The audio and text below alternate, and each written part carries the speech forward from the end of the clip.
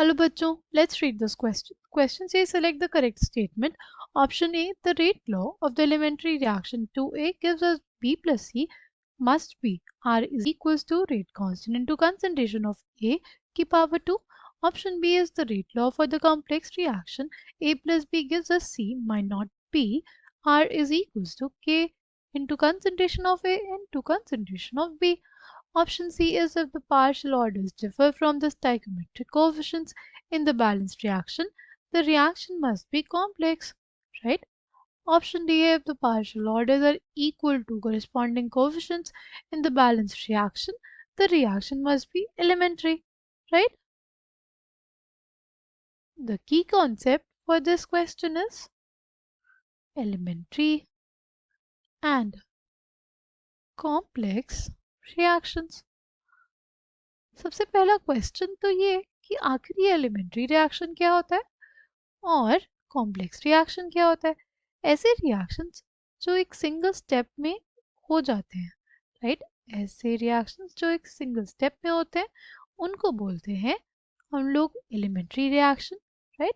इनके लिए हम लोग डायरेक्टली हम लोग रेट लॉ लिख सकते हैं, right? R is equals to rate constant into concentration of A into concentration of B, right? इनके जो स्टाइक्योमेट्रिक कोएफिशिएंट होंगे वही रेट लॉ में इनके कंसंट्रेशन के पावर्स में आते हैं, राइट? जैसे इसका स्टाइक्योमेट्रिक कोएफिशिएंट 2 तो ए की कंसंट्रेशन में 2 आएगा, इसका स्टाइक्योमेट्रिक कोएफिशिएंट 3 तो बी की कंसंट्रेशन की पावर क्या आएगी 3 आएगी, राइट? तो जब भी हमारे पास एलिमेंट्री रिएक्शन होते हैं तो हमारे पास जो स्टाइक्योमेट्रिक कोएफिशिएंट्स होते हैं वही हमारे रेट लॉ एक्सप्रेशन में जो कंसंट्रेशन टर्म्स होते हैं उनके पावर में आते हैं, ठीक है? यहाँ पे देखो rate law of the elementary reaction 2A plus 2A gives us B plus C.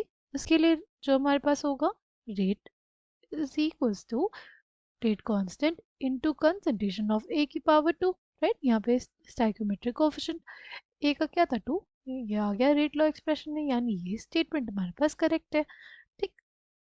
अगर हम लोग नेक्स्ट की बात करते हैं कॉम्प्लेक्स रिएक्शन की, ऐसे रिएक्शन जो मल्टीपल स्टेप्स में होते हैं, राइट?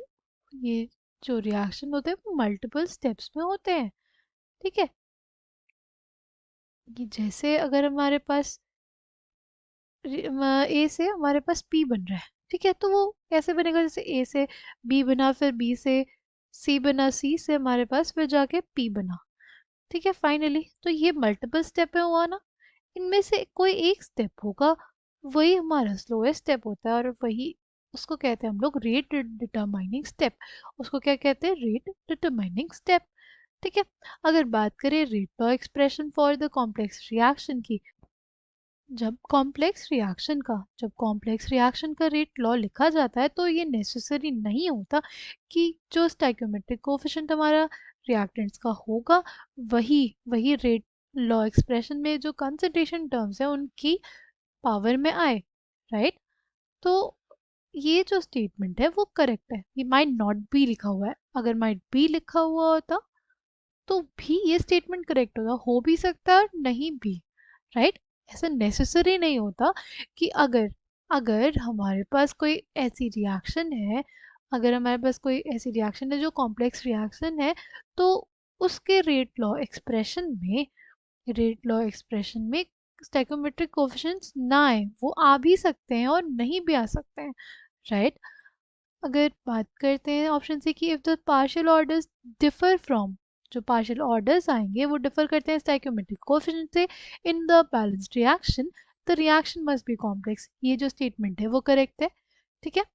अगर पार्शियल ऑर्डर्स डिफरेंट होते हैं स्टैकोमेट्रिक कोएफिशिएंट से तो वहाँ पे हमारे पास कंफर्म है कि वो क्या होगा, रिएक्शन कॉम्प्लेक्स होगा, ठीक है?